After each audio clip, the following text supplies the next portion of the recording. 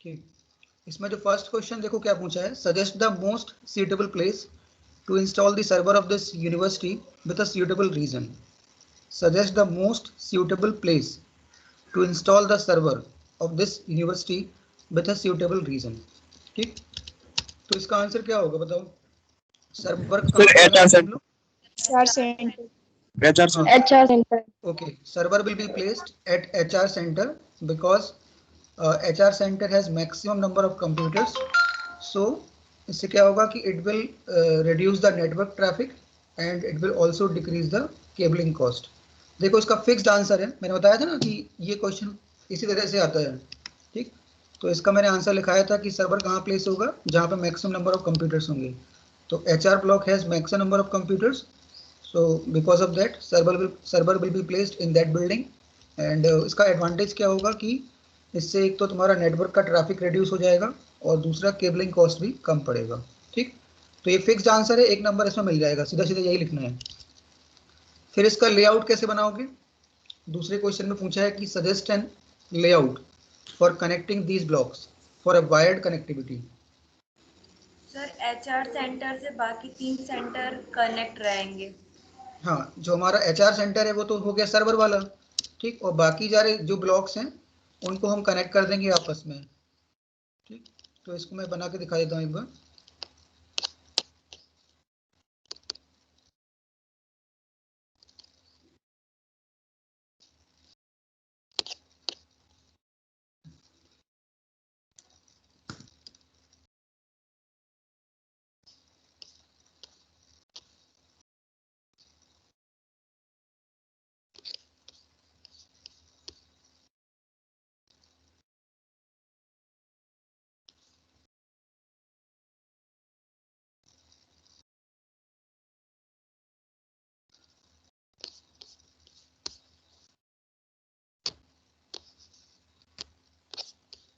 तो इसका connection draw करेंगे हम लोग।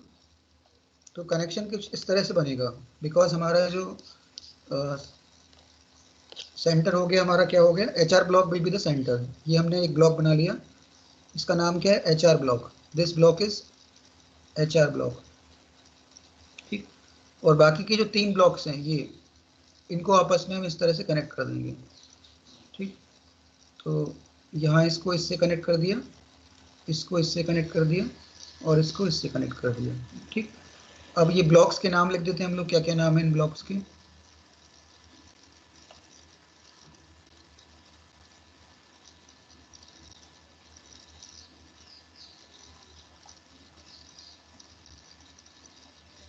देखो ये हमारा पहला ब्लॉक है technology, then law and business. Technology, law and business, तो यहाँ पे लिख देते हैं कि this is a technology block. थोड़ा बड़ा बना लेना तो पूरा नाम आ जाएगा। ये है बिजनेस ब्लॉक, ठीक है, और ये हमारा लॉ ब्लॉक। ठीक, अब हमें डिस्टेंसेस देखनी है, तो HR ब्लॉक की डिस्टेंस कितनी है टेक से, टेक ब्लॉक से HR की डिस्टेंस है, ये डिस्टेंसेस दिए हुए हैं, तो डिस्टेंसेस चेक कर लेते हैं। Technology block and HR block में क्या डिस्टेंस है, 15 मीटर का डिस्टेंस है। ठीक, तो 15 मीटर हम वहाँ लिख देते हैं। ये कितना डिस्टेंस हो गया, 15 मीटर। ठीक, फिर उसके बाद इसमें कितना डिस्टेंस है, लॉ एंड HR में कितना है, 105 है, 105 लॉ एंड HR, तो यहाँ पे हो जाएगा 105 मीटर। और HR और बिजनेस में कितना डिस्टेंस है, HR एंड बिजनेस कितना है, 35 मीटर। ठीक, तो 35 मीटर को यहाँ ड्रॉ कर लेते हैं, दिस इज 35 मीटर। ठीक, तो ये तो इसका डायग्राम बन गया। और ये कौन सी टोपोलॉजी कहलाएगी, इसे कौन सी टोपोलॉजी बोलते हैं, स्टार टोपोलॉजी, स्टार टोपोलॉजी। ठीक, तो ये हमारा इसका आंसर हो गया, मतलब ये बना दोगे तो तुम्हें 1 नंबर इसमें मिल जाएगा। ठीक, तो ये तो लेआउट हो गया। अब नेक्स्ट क्वेश्चन हमारा है कि device will you suggest to be placed or installed in each of these building to efficiently connect all the computers within these blocks? Switch. हाँ, तो उसने बोला है कि हम जो अलग अलग बिल्डिंग्स हैं उनमें आपस में कंप्यूटर्स को इंटरकनेक्ट करना है। तो किसी बिल्डिंग के अंदर अगर हमें कंप्यूटर्स को इंटरकनेक्ट करना है तो हम लोग स्विच का यूज़ करते हैं। ठीक है, लास्ट क्लास में बताया था कि स्विच का यूज़ करेंगे। तो यहाँ पे जो थर्ड का आंसर हो जाएगा वो क्या बोलोगे? स्विच। ठीक है, स्विच क्या करता है कि ये लैन कनेक्शन के लिए यूज़ करते हैं, लैन कनेक्शन के लिए, मतलब जो लोकल एरिया नेटवर्क होता है उसको बनाने के लिए यूज़ करते हैं। LAN is means local area network. ठीक, तो हमें क्या करना है, एक बिल्डिंग्स की कंप्यूटर को आपस में इंटरकनेक्ट करना है तो स्विच का यूज़ करेंगे। ठीक है, तो ये थर्ड का आंसर हो गया। नाउ फोर्थ पार्ट में पूछा है, suggest the placement of repeater in the network with justification. ठीक, तो ये नया क्वेश्चन पूछा है इन्होंने, रिपीटर कहाँ लगाएंगे। तो सबसे पहले तो ये पता होना चाहिए कि रिपीटर क्या होता है। ठीक, रिपीटर मीन्स जैसे हमारा स्विच होता है तो स्विच क्या है, एक नेटवर्किंग डिवाइस है। ऐसे ही रिपीटर भी क्या होता है, एक नेटवर्किंग डिवाइस होती है। Repeater is also a networking device. और रिपीटर का काम क्या होता है कि क्या होता है कि जब हमारा सिग्नल जो होता है, जब हम मैसेज ट्रांसमिट करते हैं एक कंप्यूटर से दूसरे कंप्यूटर में, तो अगर हमारी डिस्टेंस ज़्यादा है बिटवीन सेंडर एंड रिसीवर के बीच में, अगर सेंडर एंड रिसीवर के बीच में डिस्टेंस ज़्यादा है तो क्या होता है कि जो सिग्नल की स्ट्रेंथ होती है वो क्या हो जाती है, वीक हो जाती है। मतलब सिग्नल हमारा जो हमने ओरिजिनल फॉर्म में ट्रांसमिट किया था वो जैसे जैसे वायर के थ्रू ट्रांसमिशन होता है, उसका वायर के थ्रू ट्रांसमिशन होता है, तो वो सिग्नल क्या होता है, वीक हो जाता है।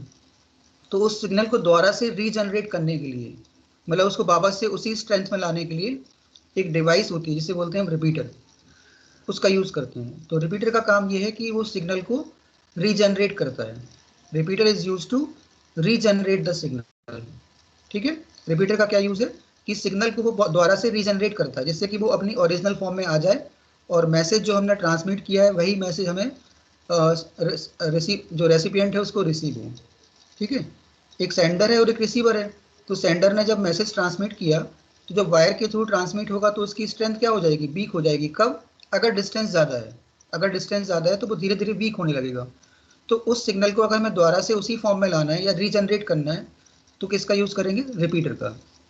ठीक, तो ये तो समझ में आ गया कि रिपीटर होता क्या है। अब रिपीटर लगाएंगे कहाँ पे। ठीक, तो हमने जो लेआउट बनाया है ये हमारा लेआउट है। ठीक है, ये लेआउट है। ये एचआर ब्लॉक और टैग ब्लॉक के बीच में कितनी डिस्टेंस है, 15 मीटर है। यहाँ पे कितना है, 105 मीटर है और यहाँ 35 मीटर है। ठीक, तो सबसे ज़्यादा डिस्टेंस कहाँ पे है, कौन से ब्लॉक में है? सर एचआर और लॉ। हाँ, एचआर एंड लॉ के बीच में है। अब देखो यहाँ भी एक क्राइटेरिया है कि अगर ये डिस्टेंस 70 मीटर से ज़्यादा होगी, अगर ये डिस्टेंस 70 मीटर से ज़्यादा होगी, ठीक है, ध्यान रखना है इस चीज़ को कि अगर जो बिल्डिंग्स हैं जो डायरेक्ट कनेक्शन में हैं उनके बीच में अगर डिस्टेंस 70 मीटर से ज़्यादा होता है तो सिग्नल क्या होता है, वीक होने लगता है। ठीक है, तो उसको रीजनरेट करने के लिए हम रिपीटर लगाएंगे। तो रिपीटर हमारा कौन से ब्लॉक में लगेगा बताओ, किस किस ब्लॉक के बीच में सर लगेगा? एचआर और लॉ के बीच में। एचआर और लॉ के बीच में। ठीक है, तो यहाँ पे हम एक डिवाइस लगा देंगे जिसको बोलते हैं रिपीटर। ठीक, ये इस तरह से एक ब्लॉक बना देंगे। तो ये शो कर रहा है कि दिस इज अ रिपीटर, इसका नाम लिख देंगे यहाँ पे, ये क्या है, रिपीटर है।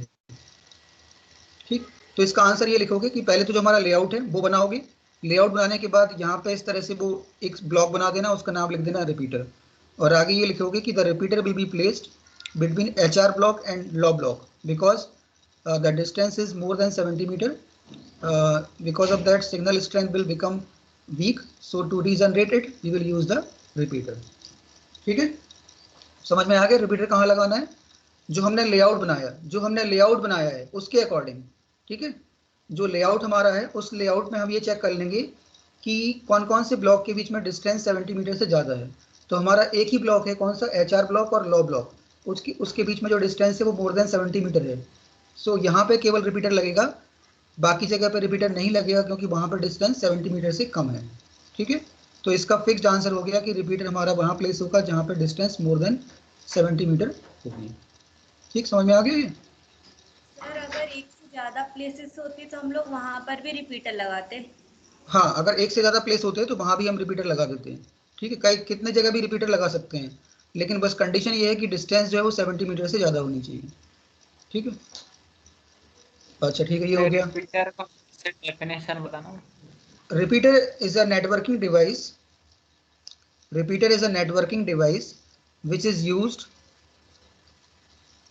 to regenerate the signal. To regenerate the signal.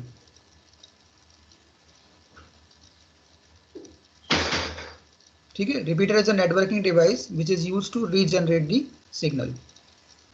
Okay, अब देखो इसका जो लास्ट पार्ट है, ई पार्ट, इसमें इन्होंने पूछा है the university is planning to connect its admission office in Delhi which is more than 1250 kilometer 1250 kilometer from university. Which type of network out of LAN, MAN और WAN will be formed? And justify your answer. इसने बोला है कि हमें एक admission office है जो दिल्ली में, जिसकी डिस्टेंस जो है वो यूनिवर्सिटी से कितनी है, 1250 किलोमीटर है. ठीक, तो हमें कौन से टाइप का नेटवर्क बनेगा, बता सकता है कोई? सर वैन. हाँ देखो, इसमें डिस्टेंस बहुत ज्यादा है, 1250 किलोमीटर का मतलब ये हुआ कि डिस्टेंस काफी है. हाँ, तो डिस्टेंस जब ज्यादा है तो हम लोग किसका यूज करेंगे? लैन का यूज नहीं कर सकते, मैन का यूज भी नहीं कर सकते, क्योंकि मैन जो होता है वो एक सिटी के अंदर होता है नेटवर्क. मैन कहाँ होता है? एक सिटी के अंदर. और जब हम डिफरेंट सिटीज को कनेक्ट करते हैं, डिफरेंट सिटीज को या डिफरेंट कंट्रीज को कनेक्ट करते हैं, तब क्या बनता है? वैन बनता है. LAN is a network which is installed in a small office और अ बिल्डिंग. और मैन जो होता है वो कहाँ होता है? एक सिटी के अंदर. मतलब जैसे मान लो झांसी सिटी है, तो झांसी सिटी के अंदर जो नेटवर्क बनेगा उसे बोलेंगे मैन. और जब हम कई सारी सिटीज को आपस में कनेक्ट करेंगे, जैसे मैंने झांसी को लखनऊ से कनेक्ट कर दिया या और कौन सी सिटी से कनेक्ट कर दिया, तो फिर उसमें कौन सा नेटवर्क बनेगा? वैन बनेगा. वैन होता है वाइड एरिया नेटवर्क, इसकी डिस्टेंस ज़्यादा होती है. ठीक, और सबसे कम डिस्टेंस होती है लैन की, फिर उसके बाद होती है मैन की. ठीक, तो इसमें हम कौन सा नेटवर्क लगाएंगे? वैन नेटवर्क बनेगा हमारा. इसका आंसर लिखोगे कि वैन network will be formed because distance is distance बहुत ज़्यादा है, इसलिए distance is too because of the too much distance या the distance is very much. ठीक है, तो इसका ये आंसर हो जाएगा. समझ में आ गया ये? ठीक है, लैन मैन वैन कब बनता है? तो लैन अगर एक स्मॉल ऑफिस या बिल्डिंग के अंदर है, या जिसकी डिस्टेंस 1-2 किलोमीटर के अंदर है, तो वहाँ तो लैन बन जाता है. और मैन कहाँ बनता है? सिटी के अंदर बनता है. और वैन कहाँ बनता है? अक्रॉस सिटीज और अक्रॉस कंट्रीज. ओके, तो ये देखो 5 मार्क्स का सेम. ठीक है, तो ये 5 मार्क्स का ये क्वेश्चन आता है, सैम्पल पेपर में भी दिया हुआ है. तो इस तरह से ये 5 मार्क्स तुम्हारे फिक्स हैं, समझो. ठीक, ओके, तो इसको कर लेना, प्रैक्टिस कर लेना, 1-2 क्वेश्चन और बुक से प्रैक्टिस कर लेना इसकी, तो उसमें समझ में आ जाएगा और ज़्यादा. अब इसमें देखो नेटवर्किंग पे बेस्ड और कौन से क्वेश्चन हैं वो और देख लेते हैं, फिर उसके बाद मैं आगे पढ़ाता हूँ तुम लोगों को. सर उसमें 2 फुल फॉर्म मतलब 4 फुल फॉर्म बोले गए हैं अच्छा, कहाँ स्टार्टिंग पे? में. हाँ, देखते हैं कहाँ पे. आई थिंक 1-1 मार्क्स उसमें पूछे गए हैं.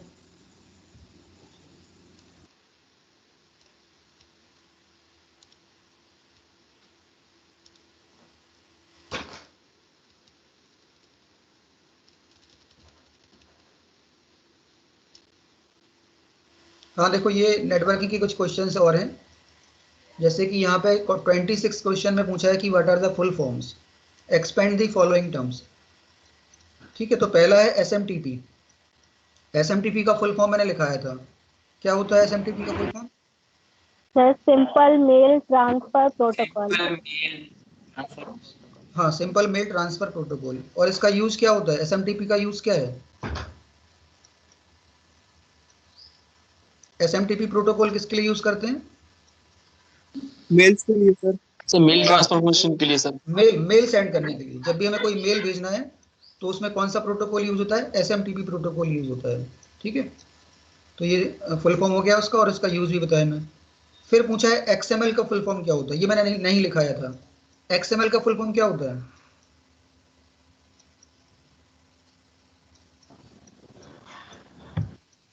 किसी को पता है XML का full form? Sir extensible markup language.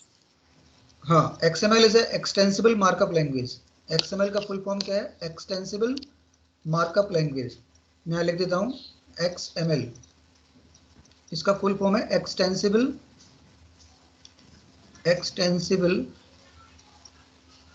Markup language. ठीक है, तो जैसे हमारा HTML होता है, HTML तो पता है सबको, hyper text markup language.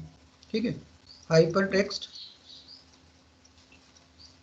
Markup language. ठीक, तो XML में क्या होता है कि XML में प्री डिफाइंड, जैसे टैग्स, तुम लोग नाम सुना होगा, टैग्स क्या होते हैं, TAGS, टैग्स पता है किसी को, टैग्स क्या होते हैं HTML में? सर टैग्स मतलब सर लिंक कर देते हैं हम किसी चीज को किसी चीज से। हाँ, लिंक बोल सकते हो, लेकिन टैग्स एक्चुअली क्या होते हैं कि जैसे मैंने लिखा, कोई HTML का मैंने पेज बनाया, सपोज एक HTML के थ्रू मैं एक वेब पेज बना रहा हूँ। ठीक है, तो इसमें कई सारे चीज़ें हम इस तरह से यूज़ करते हैं एंगल ब्रैकेट के अंदर। जो एंगल ब्रैकेट होता है, जैसे मैंने लिखा बॉडी, तो बॉडी क्या है हमारा कि HTML का प्री डिफाइंड टैग है। बॉडी क्या है, एक प्री डिफाइंड टैग है। जैसे कि हम लोग कीवर्ड्स यूज़ करते हैं ना पाइथन के अंदर, पाइथन के अंदर कीवर्ड्स यूज़ होते हैं, तो कीवर्ड्स क्या होते हैं, प्री डिफाइंड होते हैं। ऐसे ही HTML के अंदर कुछ प्री डिफाइंड टैग्स होते हैं जिनका कुछ काम होता है। जैसे मैंने बॉडी लिखा, या मैंने लिखा टाइटल टैग, तो ऐसे HTML के अंदर कुछ टैग्स होते हैं जो कि प्री डिफाइंड होते हैं। बट XML में क्या होता है कि XML में जो टैग्स होंगे वो प्री डिफाइंड नहीं होंगे, उनको कौन बनाता है, they are user defined. XML के जो टैग्स होते हैं वो क्या होते हैं, यूजर डिफाइंड टैग्स होते हैं। ठीक, ये दोनों में डिफरेंस है, HTML and XML both are used for designing of web pages, but in HTML the tags are pre defined, but in XML we use user defined tags. User defined का मतलब ये हुआ कि यूजर उसको create करता है। ठीक है, तो अगर डिफरेंस कोई पूछता है कि what is the difference between HTML and XML, तो आप ये बताओगे कि XML जो होता है they have user defined tags and HTML has pre defined tags. Okay, ठीक है, तो ये HTML और XML में डिफरेंस होता है। और एक डिफरेंस और होता है कि HTML के जो टैग्स होते, HTML जो है वो केस सेंसिटिव लैंग्वेज नहीं है। ठीक है, केस सेंसिटिव नहीं है, जैसे कि हमारा पाइथन केस सेंसिटिव होता है, बट HTML हमारा केस सेंसिटिव नहीं है। और XML जो है वो क्या है, केस सेंसिटिव है। XML is case sensitive and HTML is not a case sensitive language। Case sensitive का मतलब तो सभी को पता है कि जहाँ पे स्मॉल केस लेटर्स और अपर केस लेटर्स को डिफरेंटली ट्रीट किया जाता है। ओके, जैसे पाइथन हमारा किस टाइप का लैंग्वेज है, केस सेंसिटिव है, बट HTML जो है वो केस सेंसिटिव नहीं होता है, और XML जो है वो क्या है, केस सेंसिटिव है। ओके, समझ में आ गया, what is XML, extensible markup language, which is also used to create web pages, but in XML the user can create his own tags, अपने खुद के टैग्स वो बना सकता है। ठीक है, अब देखो दूसरा क्या पूछा है, दूसरा पूछा है लैन, तो लैन तो मैंने अभी बता दिया। तीसरा, सॉरी, लैन क्या है, लोकल एरिया नेटवर्क। ठीक है, फिर एक नया टर्म और आया IPR। IPR अभी मैं इसको आगे पढ़ाऊंगा। हाँ, इंटेलेक्चुअल प्रॉपर्टी राइट्स, होती है sir. Intellectual property rights. IPR का फुल फॉर्म क्या है, इंटेलेक्चुअल प्रॉपर्टी राइट्स। राइट्स। अभी मैं आगे बताऊंगा कि IPR क्या होता है, मैंने पूरा वीडियो बनाया हुआ है IPR पे, वो तुम लोग के साथ शेयर कर दूंगा। ठीक, तो IPR means intellectual property right. Okay, तो ये 2 मार्क्स के फुल फॉर्म हो गए, यानी हमारे 7 नंबर तो यही हो गए। समझ लो, नेटवर्किंग के अंदर ज़्यादा हमें, इसलिए मैंने बोला था इसलिए ज़्यादा नहीं पढ़ना है क्योंकि उसमें फिक्स्ड क्वेश्चन आते हैं। तो अगर हमने 2 मार्क्स के फुल फॉर्म याद कर लिए और 5 नंबर का ये क्वेश्चन कर लिया, तो 7 नंबर तो हमारे यही हो गए। अब बाकी के जो 3 नंबर बचेंगे उसके लिए कुछ डेफिनेशंस पढ़नी पड़ेगी। तो देखो, इसमें डेफिनेशंस पूछी है यहाँ पे कि वायरसेस एंड बॉम्ब्स में क्या डिफरेंस होता है। क्वेश्चन नंबर 25 पूछा है, differentiate between viruses and bombs in context of networking and data communication threads. Viruses क्या होते हैं, व्हाट आर वायरसेस?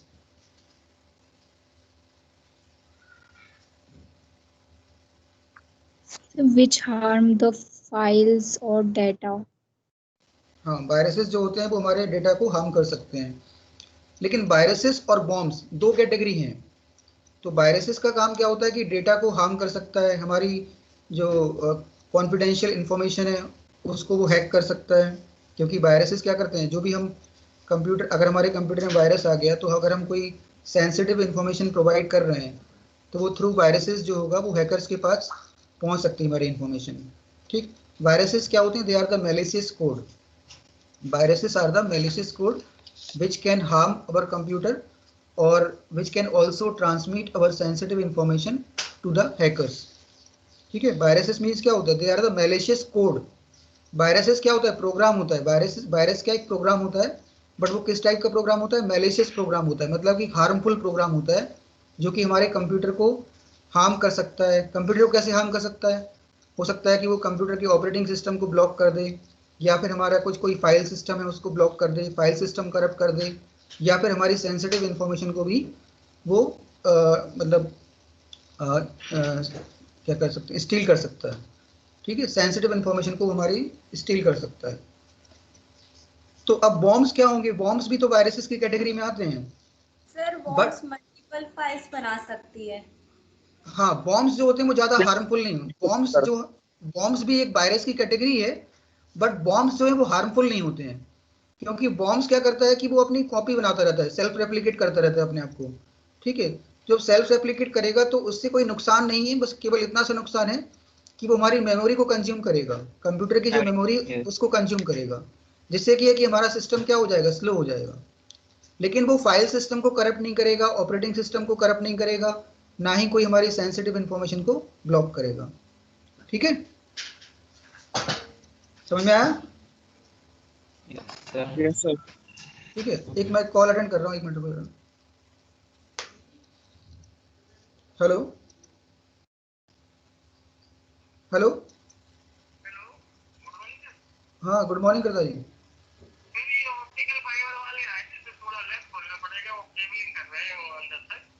अच्छा अच्छा, तो आप कहाँ हैं?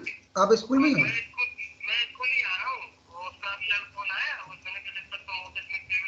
हाँ हाँ हाँ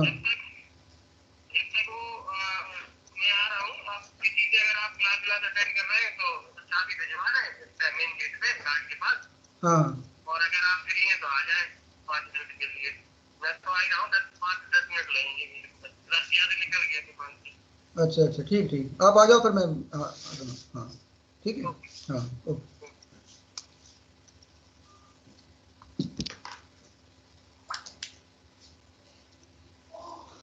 हाँ, तो समझ में डिफरेंस समझ में आ गया कि what is the difference between viruses and bombs. Viruses are the malicious codes which can harm our computer system, which can corrupt our file system, and which can also steal our confidential information. But bombs are the self-replicate programs which are not very much harmful, but they can consume the memory on our computer, so it will slow the system। ठीक है, तो ये 2 marks में पूछा है कि what is the virus, virus क्या होते हैं, बॉम्ब्स क्या होते हैं। ठीक, अच्छा अब देखो नेक्स्ट क्वेश्चन और में पूछा है इन्होंने, सेकंड पार्ट और में, कि वेब सर्वर और वेब ब्राउजर में क्या डिफरेंस है।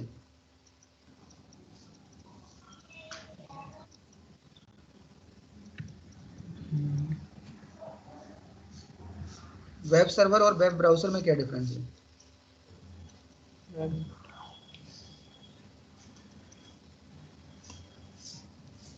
बताएगा कोई? ब्राउजर क्या होता है? अच्छा ब्राउजर बताओ, वेब ब्राउजर क्या होता है? जिसमें हमको एक ऐप है। ऐप नहीं, प्रोग्राम सर होता है। सर हाँ। वेब ब्राउज़र में सर सर, बहुत सारी साइट स्टोर होती है सर, जिसको हम ऑपरेट कर सकते हैं, एग्जीक्यूट कर सकते हैं खुद से। नहीं, ब्राउजर तो जनरल टर्म है, तुम लोग यूज करते हो, जैसे गूगल क्रोम यूज कर रहे हो, इंटरनेट एक्सप्लोरर यूज कर रहे हो, मोजिला यूज कर रहे हो। ब्राउजर मीन्स जिसके थ्रू हम इंटरनेट को एक्सेस करते हैं। Browser is a program through which we can access the internet. अगर हमारे पास ब्राउजर नहीं होगा तो हम इंटरनेट को कोई रिक्वेस्ट ही नहीं भेज पाएंगे। ठीक है, वेब ब्राउजर क्या होता है? एक प्रोग्राम होता है through which we can serve the internet और through which we can access the internet. Web browser is a client program. ये क्लाइंट होता है, दो तरह की, एक क्लाइंट सर्वर कॉन्सेप्ट होता है, क्लाइंट और सर्वर। तो ब्राउजर क्या होता है? क्लाइंट होता है। क्लाइंट अपनी रिक्वेस्ट किसको भेजता है? सर्वर को। ठीक है, किसके थ्रू? ब्राउजर के थ्रू। तो क्लाइंट जब रिक्वेस्ट भेजेगा तो वो रिक्वेस्ट किसको मिलेगी? सर्वर को मिलेगी। तो सर्वर उसको क्या करेगा, रिस्पॉन्ड करेगा। जैसे मैंने अपने ब्राउज़र में, जैसे गूगल क्रोम में मैंने कोई वेबसाइट का नाम डाल दिया, तो जैसे ही मैंने वो वेबसाइट का नाम डाला तो क्या होता है, वो उस सर्वर को एक्सेस करता है, ठीक, और उस सर्वर का जो रिस्पॉन्स होता है यानी वो वेबसाइट हमें ओपन हो जाती है, ठीक है। तो ब्राउज़र क्या है, it is a client program, it is a client program which is use to access the internet, ठीक है। एग्जाम्पल तुम्हें पता ही है, गूगल क्रोम हो गया, इंटरनेट एक्सप्लोरर हो गया, सफारी हो गया, मोजिला हो गया, और तुम लोग एंड्रॉइड में कौन कौन से यूज़ करते हो, काफ़ी सारे ब्राउज़र्स यूज़ करते हैं हम लोग, ठीक है। तो उसके एग्जाम्पल्स हो गए। और सर्वर क्या होता है, व्हाट इज सर्वर?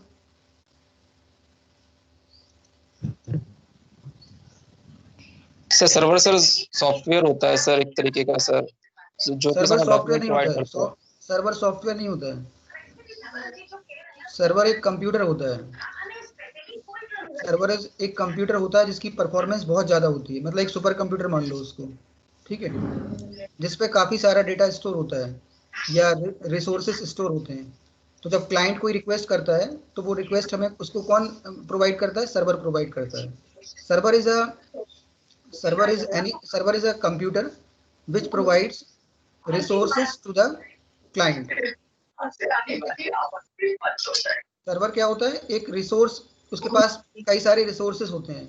एक कंप्यूटर है जिसके ऊपर काफ़ी सारा डेटा स्टोर है, मतलब उसकी हाई परफॉर्मेंस होती है, स्पीड भी बहुत फास्ट होती है, मेमोरी बहुत ज़्यादा होती है, जिससे कि वो सारी क्लाइंट्स की रिक्वेस्ट को रिस्पॉन्ड कर पाए।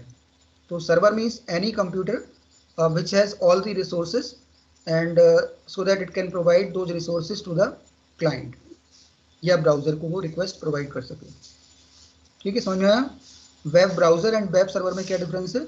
Web browser is a client programme and server क्या है, एक सर्वर ही होता है जो एक कंप्यूटर की तरह काम करता है, कंप्यूटर होता है सॉरी, और उसमें काफ़ी सारे रिसोर्सेज होते हैं, उसकी स्पीड बहुत ज़्यादा होती है, एंड अगर क्लाइंट कोई डेटा रिक्वेस्ट करता है सर्वर से तो सर्वर उस रिक्वेस्ट को प्रोवाइड करता है, ठीक है।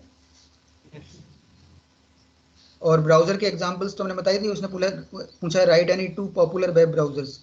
तो पॉपुलर में तुम्हारा एक तो गूगल क्रोम हो गया, एक इंटरनेट एक्सप्लोरर हो गया, मोजिला फायरफॉक्स हो गया, ठीक है। तो ये सारे ब्राउज़र हमारे हैं, ओके। तो ये दो डेफिनेशंस और मैंने बता दी, एक तो वायरसेस और बॉम्ब्स में क्या डिफरेंस है, और वेब ब्राउज़र और वेब सर्वर में क्या डिफरेंस है, ठीक है। तो ये 7+2 9 मार्क्स का ये हो गया। अब इसके अलावा भी कोई क्वेश्चन पूछा है नेटवर्किंग का?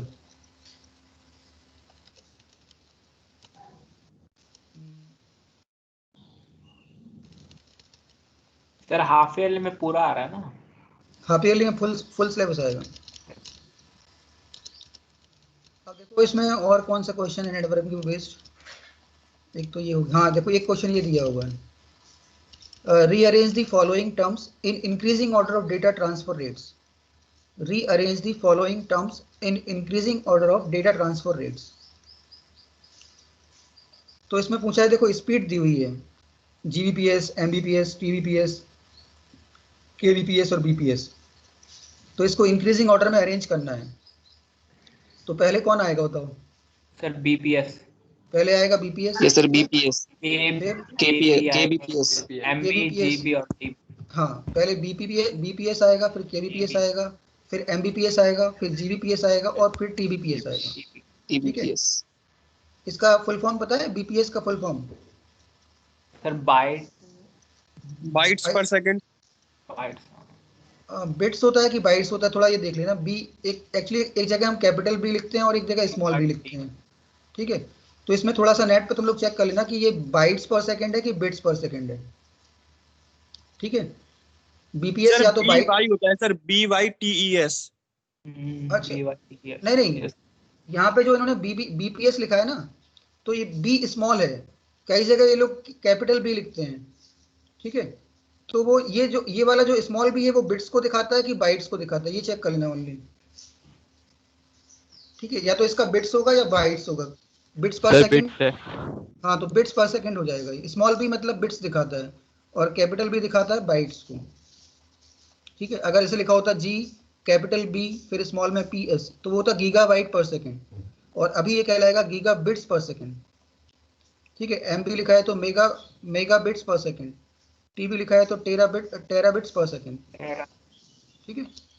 तो ये देखो 10 मार्क्स का हमारा नेटवर्किंग इस तरह से आता है। सैंपल पेपर में हमने देखा कि 2-3 तो इसने डेफिनेशन पूछ ली और 2 फुल फॉर्म्स 4 फुल फॉर्म्स पूछे हैं और एक बाकी वो 5 नंबर का वो क्वेश्चन पूछा है। तो आई थिंक नेटवर्किंग में मैं इस तरह से अगर तुम लोग सैंपल पेपर सॉल्व करोगे तो काफ़ी सारे क्वेश्चंस तुम लोगों को मिल जाएंगे। लेकिन अगर पूरा नेटवर्किंग चैप्टर पढ़ने की कोशिश करोगे तो बहुत सारा याद करना पड़ेगा, ठीक है। और उतना आई थिंक मैं भी सजेस्ट नहीं करूँगा कि तुम लोग पूरा पढ़ो, क्योंकि इसमें 10 मार्क्स का वेटेज है और 3 नंबर के लिए हमें इतना पढ़ना पड़ेगा। बाकी 7 मार्क्स का तो हमने कर लिया, बाकी 3 मार्क्स के लिए तुम्हें पूरा चैप्टर 1 कंप्यूटर नेटवर्क का चैप्टर 1 और चैप्टर 2 पूरा पढ़ना पड़ेगा, ठीक। तो इससे बेटर ऑप्शन तो मैं ये मानता हूँ कि अगर तुम लोग सैम्पल पेपर तैयार कर लो, उसकी क्वेश्चंस प्रिपेयर कर लो, डेफिनेशंस याद कर लो सारी जो उसमें क्वेश्चंस आए हुए हैं, तो आई थिंक मोस्ट प्रोबेबली तुम्हारा 10 में से 9 मार्क्स का तो कहीं जाएगा नहीं, ठीक। फिर भी मैं डेफिनेशंस तुम लोगों को एक एक करके सारी बता देता हूँ, जिससे कि तुम लोगों को अगर कोई नई डेफिनेशन आ जाती है या बुक से रिलेटेड कोई क्वेश्चन आ जाता है तो वो तुम लोग कर पाओ, ठीक। तो देखो ये स्लाइड दी हुई नेटवर्किंग की यहाँ पे, तो इसमें देखो ये सारी चीज़ें बताई गई हैं। यहाँ से स्टार्ट हुआ ये चैप्टर। तो पहले तो नेटवर्क क्या होता है वो मैंने बता दिया था, व्हाट इज अ नेटवर्क, ठीक। फिर उसके बाद नेटवर्क के बेनिफिट्स क्या होंगे। एक तो ये हो गया कि रिसोर्स को हम शेयर कर सकते हैं, दूसरा क्या हो गया इफेक्टिव कम्युनिकेशन हो गया, तीसरा हो गया लेस एक्सपेंसेस, चौथा हो गया रिलायबिलिटी हो गया, और पांचवा है सेंट्रल स्टोरेज ऑफ डेटा, ठीक है। तो इसके मेन बेनिफिट्स हैं। रिसोर्स शेयरिंग समझ में आ गया हो कि what is the meaning of resource sharing, मतलब हम एक दूसरे के साथ कोई भी इंफॉर्मेशन एक्सचेंज कर सकते हैं, तो वो क्या हो गया, रिसोर्स शेयरिंग हो गया। इफेक्टिव कम्युनिकेशन का मतलब ये हुआ कि जो कम्युनिकेशन होगा वो बहुत फास्ट हो जाएगा तुम्हारा नेटवर्किंग के थ्रू, ठीक। एंड लेस एक्सपेंसेस क्यों है, लेस एक्सपेंसेस इसलिए क्योंकि हम रिसोर्सेज को शेयर कर रहे हैं, तो मैं अलग अलग डिवाइसेस को परचेज करने की जरूरत नहीं है। हम क्या कर सकते हैं, नेटवर्किंग में डिवाइसेस को शेयर कर सकते हैं। जैसे प्रिंटर है तो प्रिंटर को हम पूरे नेटवर्क हैं, तो अलग अलग प्रिंटर खरीदने की जरूरत नहीं है, ठीक। तो इससे क्या हो गया, हमारा नेटवर्क के हेल्प से लेस एक्सपेंसेस हो गए। रिलायबिलिटी बढ़ेगी क्योंकि डाटा क्या होगा, कई जगह अवेलेबल होगा, कई सारे कंप्यूटर्स पर डेटा अवेलेबल होगा, ठीक है। क्योंकि हम इंफॉर्मेशन एक्सचेंज कर रहे हैं तो तुम्हारे पास भी इंफॉर्मेशन हो सकती है, मेरे पास भी इंफॉर्मेशन हो सकती है। तो इससे क्या होगा कि रिलायबिलिटी बढ़ेगी, डेटा कई जगह अवेलेबल होगा तो उससे क्या बढ़ जाएगा, रिलायबिलिटी बढ़ेगी नेटवर्क के थ्रू। पांचवा है सेंट्रल स्टोरेज ऑफ डेटा। इससे क्या बेनिफिट होगा कि डेटा हमारा क्या होगा, एक सर्वर मान लेंगे, एक जैसे मैंने बताया ना सर्वर का कॉन्सेप्ट, तो सर्वर पे क्या होता है कि सारे रिसोर्सेज अवेलेबल रहते हैं, ठीक। तो अगर किसी को भी कोई रिसोर्सेज एक्सेस करना है तो वो सर्वर से उसको एक्सेस कर सकता है। तो डेटा हमारा क्या है, सेंट्रलाइज है। सेंट्रलाइज डेटा का मतलब ये हुआ कि कोई भी उस सेंटर से डेटा को एक्सेस कर सकता है, ठीक है। तो these are the benefits of network. First is resource sharing, second is effective communication, third is less expenses, fourth is reliability and fifth is central storage of data. तो अगर एग्जाम में क्वेश्चन आता है कि what are the different benefits of network, तो आप बता सकते हो कि it will provide resource sharing, it will provide effective communication, less expenses will be occur, it will improve the reliability and the data will be stored centrally, ठीक है, okay. Yes sir. फिर उसके बाद देखो ये कुछ टर्म्स हैं, जैसे कि नोड्स किसे बोलते हैं, व्हाट आर द नोड्स किसे बोलेंगे, सर्वर किसे बोलेंगे, नेटवर्क इंटरफेस यूनिट क्या होता है, आईपी एड्रेस क्या होता है, डोमेन नेम क्या होता है, URL क्या होता है, ठीक। तो देखो नोड क्या होता है, व्हाट इज नोड, या वर्क स्टेशन भी बोलते हैं उसे। तो देखो जैसे मान लो कोई डिवाइस है हमारी, अगर वो डिवाइस किसी नेटवर्क से जुड़ी हुई है, अगर वो डिवाइस किसी नेटवर्क से जुड़ी है, जैसे मान लो मेरा मोबाइल है वो किसी नेटवर्क से कनेक्टेड है, तो मैं अपनी डिवाइस को क्या बोलूँगा, नोड बोलूँगा, ना कि उसको बोलूँगा मोबाइल, सिंपल मोबाइल नहीं बोलूँगा या सिंपल कंप्यूटर नहीं बोलूँगा, उसे क्या बोलूँगा, नोड या वर्क स्टेशन, ठीक है। If any device is connected in a network then that device is called node और वर्क स्टेशन, ओके। समझ में आ गया व्हाट इज नोड। नोड की डेफिनेशन समझ में आ गई सभी को, यस सर। ठीक है। और सर्वर तो मैंने बता ही दिया, सर्वर क्या होता है, server is a computer that facilitates the sharing of data, software and hardware resources on the network. Server is a computer that facilitates the sharing of data, software and hardware resources on the network. ठीक, फिर next term है network interface unit, जिसे बोलते हैं NIU, network interface unit. तो मैंने एक class में बताया था कि नेटवर्क इंटरफेस यूनिट क्या होता है, बताया था ना, NIC, नेटवर्क इंटरफेस कार्ड। तो NIU क्या होता है कि अगर हमें अपने कंप्यूटर को नेटवर्क पे लेना है, मतलब नेटवर्क में इसको इस्टेब्लिश करना है, ठीक है, अगर कंप्यूटर को नेटवर्क में इस्टेब्लिश करना है तो एक कार्ड की रिक्वायरमेंट होती है, जिसे बोलते हैं हम LAN कार्ड या NIC कार्ड या NIU। ठीक है, तो NIU क्या होता है? NIU is a card that is used to connect our computer on a local area network. NIU क्या है? एक कार्ड होता है जो कि हमारे कंप्यूटर को कनेक्ट करता है, किससे? लोकल एरिया नेटवर्क से। अगर हमारे कंप्यूटर में नेटवर्क इंटरफेस यूनिट नहीं होगा या नेटवर्क इंटरफेस कार्ड नहीं होगा तो हम अपने कंप्यूटर को नेटवर्क में एस्टेब्लिश ही नहीं कर पाएंगे। ओके, समझ में आ गया? Yes sir. जैसे कि वाईफाई कार्ड होता है, जैसे अगर हमारे मोबाइल में वाईफाई कार्ड नहीं होगा तो हमारे मोबाइल में वाईफाई नेटवर्क नहीं आएगा। ऐसी जैसे ये एक नेटवर्क इंटरफेस कार्ड होता है जो कि नेटवर्क पे कंप्यूटर को एस्टेब्लिश करने के लिए यूज करते हैं। ठीक, फिर आईपी एड्रेस। तो आईपी एड्रेस क्या होता है? हर एक कंप्यूटर जो है, जो नेटवर्किंग से जुड़ा हुआ है या जो इंटरनेट कनेक्ट है जिस कंप्यूटर से, तो इंटरनेट पे उस कंप्यूटर को आइडेंटिफाई करने के लिए, किसी कंप्यूटर को अगर हमें इंटरनेट पे आइडेंटिफाई करना है तो उस मशीन को एक एड्रेस दिया गया है जिसे बोलते हैं आईपी एड्रेस। आईपी एड्रेस क्या होता है? किसी भी कंप्यूटर का इंटरनेट पे जो एड्रेस होता है। If any computer is connected on internet then to identify that device या that computer on a network is called IP address. ठीक है, आईपी एड्रेस क्या होता है?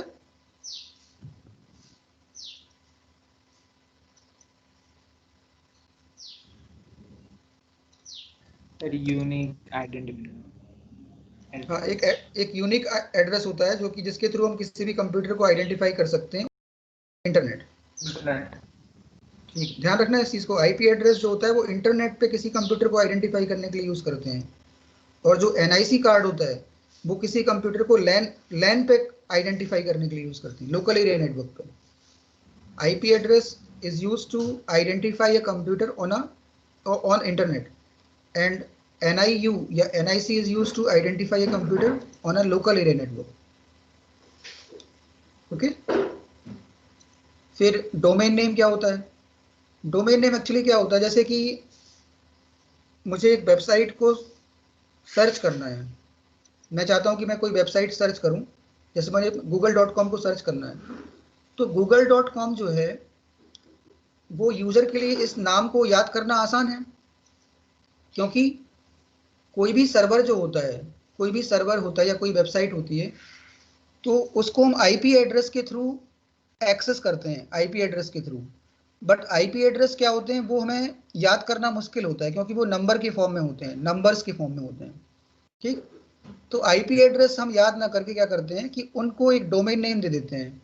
जैसे google.com है तो google.com क्या हो गया? उसका एक डोमेन नेम हो गया, उस सर्वर का एक डोमेन नेम हो गया। google.com एक सर्वर है, ठीक है, तो उसको हम मशीन एड्रेस के थ्रू आइडेंटिफाई ना करके डोमेन नेम के थ्रू आइडेंटिफाई करते हैं, जिससे क्या होता है कि जो डोमेन नेम है वो उसको याद करना इजी होता है, तो यूजर्स कितनी भी वेबसाइट के नाम याद कर सकता है, लेकिन यूजर मशीन एड्रेस याद नहीं कर सकता या आईपी एड्रेस याद नहीं कर सकता। ठीक है, ध्यान रखना कि डोमेन नेम क्या होता है? किसी भी वेबसाइट का जो एड्रेस होता है वो उसका डोमेन नेम कहलाता है। बट वेबसाइट जो है वो आईपी एड्रेस के थ्रू आइडेंटिफाई होती है, तो आईपी एड्रेस याद नहीं कर सकते, इसलिए उसको हम किस नाम से रेफर कर देते हैं? डोमेन नेम के नाम से यूज करते हैं। ठीक है, domain name is the address of any website, the address of any website is used as a domain name. ठीक है, फिर URL तो मैंने बता ही दिया था कि URL क्या होता है? किसी भी वेब पेज का जो कंप्लीट एड्रेस होता है, किसी भी वेब पेज का कंप्लीट एड्रेस वो कहलाता है URL। ठीक, किसी भी वेब पेज का जो कंप्लीट एड्रेस है वो कहलाएगा URL। ओके, तो ये डेफिनेशंस याद कर लेना तुम लोग, मैं इसकी स्लाइड भेज दूंगा तुम लोगों को।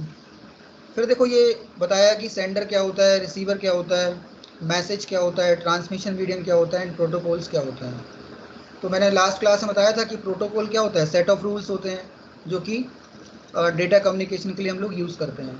ट्रांसमिशन मीडियम का मतलब ये हुआ कि जैसे कि जो हमारा मैसेज ट्रांसमिट हो रहा है तो वो किसके थ्रू ट्रांसमिट हो रहा है, वायर्स के थ्रू ट्रांसमिट हो रहा है, वायर्स के थ्रू।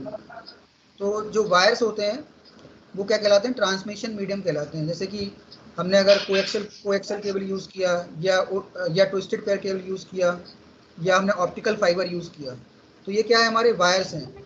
तो ये किसका काम करते हैं, ट्रांसमिशन मीडियम का काम करते हैं। क्योंकि अगर हमें मैसेज को ट्रांसमिट करना है तो उसके लिए एक मीडियम की रिक्वायरमेंट होगी, और वो मीडियम क्या होता है, वायर्स होते हैं।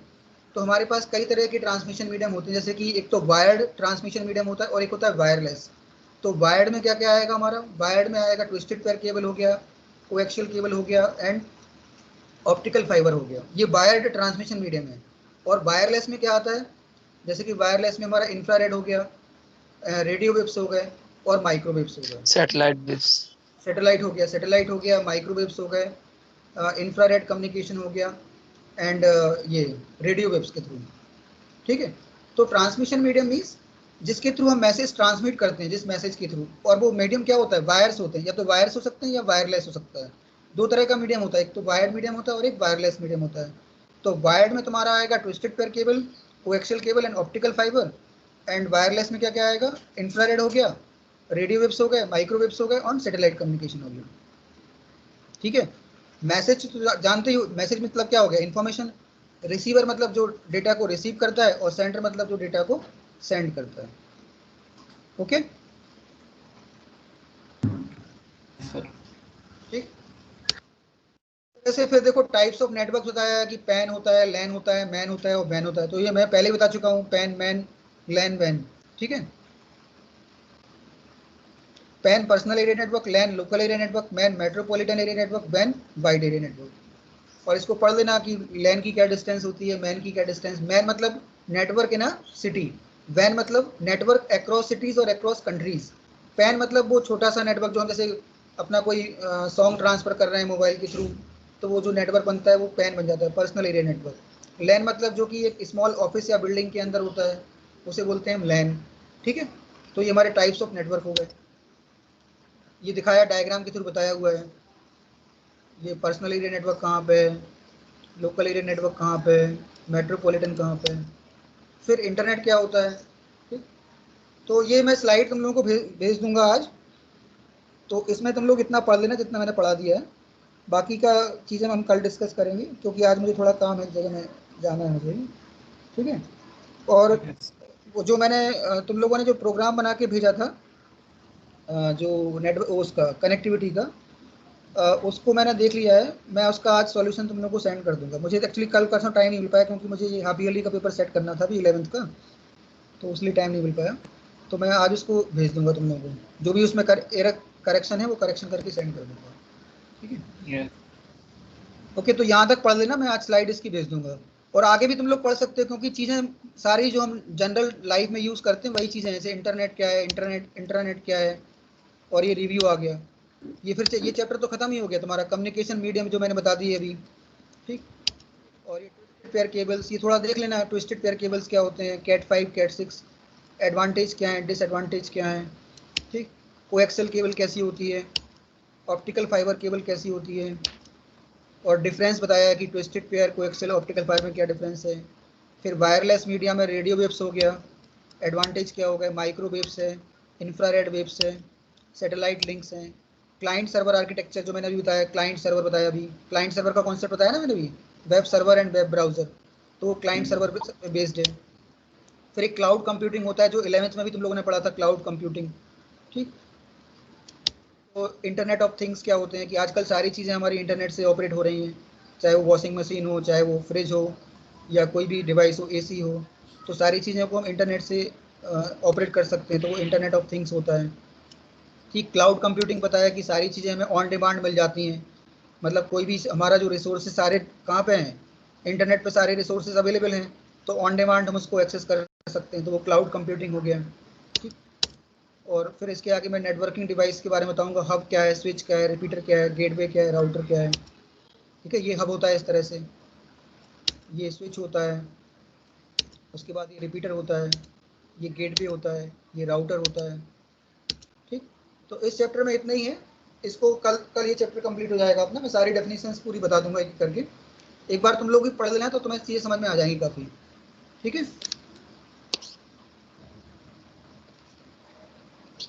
मैं इसको भेज दूंगा आज ये प्रेजेंटेशन, तो तुम लोग एक बार इसको पढ़ लेना, अच्छे से रिवाइज कर लेना। और जो सैम्पल पेपर जो है तुम लोगों को मिला है ग्रुप में, वो सैम्पल पेपर को सॉल्व करना है तुम लोगों को। ठीक है, ये सैम्पल पेपर सॉल्व करना है और उसको मुझे उसको कंप्लीट करके मुझे भेजना उसको। ठीक है, Yes, sir. Yes, हाँ, sir. सैम्पल पेपर सॉल्व कर लेना, क्योंकि उससे तुम्हारा सारी चीज़ें रिवीजन होती जाएंगी। अभी तुम लोग जितने ज़्यादा क्वेश्चन पेपर सॉल्व करोगे उतने ही तुम्हारे मार्क्स आएंगे। ठीक है, तो पहले तो सारे चैप्टर रिवाइज कर लो अच्छे से, एक एक करके ये चैप्टर रिवाइज करते जाओ, और फिर उसके क्वेश्चन सैम्पल पेपर से सॉल्व करो, तब तुम लोगों का स्कोर आएगा अच्छा। ठीक, तो फिर मैं आज की क्लास फिर एंड करता हूँ। ठीक है, Thank you, sir. Thank you sir. Thank you, sir. Thank you, sir. Okay, ठीक है, पढ़ते पढ़ते रहना तुम लोग। सीएस में थोड़ा टाइम दो तुम लोग। Yes, sir. ओके, ठीक है, फिर लीव कर दो क्लास। हाँ,